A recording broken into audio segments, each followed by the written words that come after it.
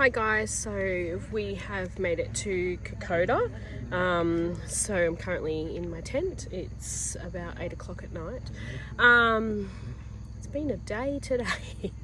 So once again, island time has kicked in. So we were in Popondetta last night, of course, which I recorded from.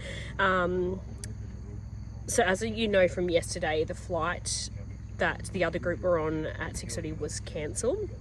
And they were due to get on the flight at 12:50, arriving in Popondetta at 1:20. So we just chilled out in the morning, had some breakfast, went to the local markets. We went and seen a memorial that was in Popondetta itself, which was actually really lovely. It was a really lovely memorial, so it had a lot of information and plaque. And so then we get to the airport, and there's 4 people missing.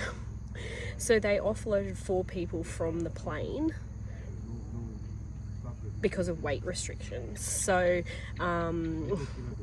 we had the other trekkers, which was fine. We hopped into trucks and we drove to Kokoda, which we're here now. It took 3.5 hours to drive here in the back of a truck.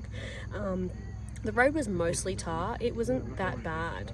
The last little bit was bad, but the first half was all tar. So it really wasn't a major issue. Look, at the end it was getting a little bit, dragging on a bit with the dirt, but it was mostly fine.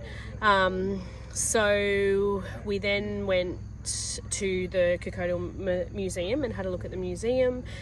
We dropped some donations off at the hospital. We were able to stand on top of the plateau that the Japanese actually ran up the hill to engage with the Australian soldiers. Now this hill is like steep as, so no wonder they lost so many casualties, and they actually thought the Australian forces were larger than they were, because it did look like they were dominating, because they had that advantage of being on top of the hill. So they were going down towards the Japanese, who were running up the hill, and it was like torrades of soldiers coming up. So they'd come up in waves, so it'd be one wave after another wave after another. There was grenades, there was all sorts of things happening. Australian forces actually lost one of them, Lieutenant Colonel Owen, at this battle. He was one of the ones who initially was throwing grenades, and the boys all thought he was fireproof. And the next minute he's thrown a grenade and he's actually copped a sniper's bullet that has ricocheted off someone's helmet into him, and it has literally got him. So he got killed, and the Australian soldiers didn't know what to do, so they retreated back to Deniki. We were meant to be at Deniki tonight, but plan didn't go that way, which is fine. So tomorrow is going to be massive. We will be walking for nearly 12 hours tomorrow. It'll be a big day. So we'll start off from Kokoda. We'll then head up to Hoi, so the little village of Hoi, which will then have a very steep incline to Deniki. We'll then have a sort of moderate walk to Ishiarava, which then will have a massive climb to Alola, and that's where we'll be sleeping tomorrow night, which gets us back on plan. So we're doing 2 days in 1 day tomorrow. It'll be interesting. I've met my porter. His name is Stevie. He is amazing. He speaks very well spoken English.